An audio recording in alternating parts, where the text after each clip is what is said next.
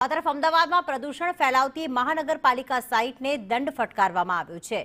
ચાંદલોડિયામાં multi level parking સાઇટને 35,000નો દંડ, green અને safety net યોગ્ય રીતે ન લગાવાતા દંડ ફટકારવામાં આવ્યો।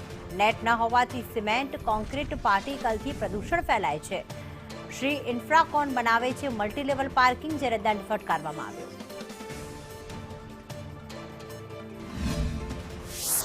નેટની શિખામણ જાપા સુધી આવો જ ઘાટ સર્જાયો છે અમદાવાદ મ્યુનિસિપલ કોર્પોરેશનમાં।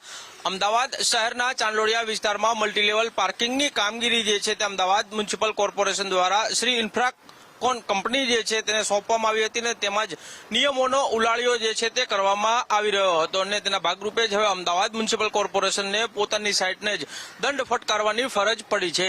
સામાન્ય રીતે જે બાંધકામ થતું હોય છે ને ત્યાં સિમેન્ટ અને કોન્ક્રીટના પાર્ટિકલ ઉડતા હોય છે, તેના કારણે પ્રદૂષણ ફેલાતું હોય છે। તેના માટે થઈ અને સેફટી નેટ અને ગ્રીન નેટ જે છે તે લગાડવી પડતી હોય છે, પરંતુ અહીં યોગ્ય રીતે આ ગ્રીન નેટ અને સેફટી નેટ નથી લગાડવામાં આવીને તેના કારણે ગઈકાલે જ સોલિડ વેસ્ટ વિભાગ દ્વારા આ જે કન્સ્ટ્રક્શન સાઇટ છે તેને 35,000નો દંડ જે છે તે ફટકારવામાં આવ્યો છે।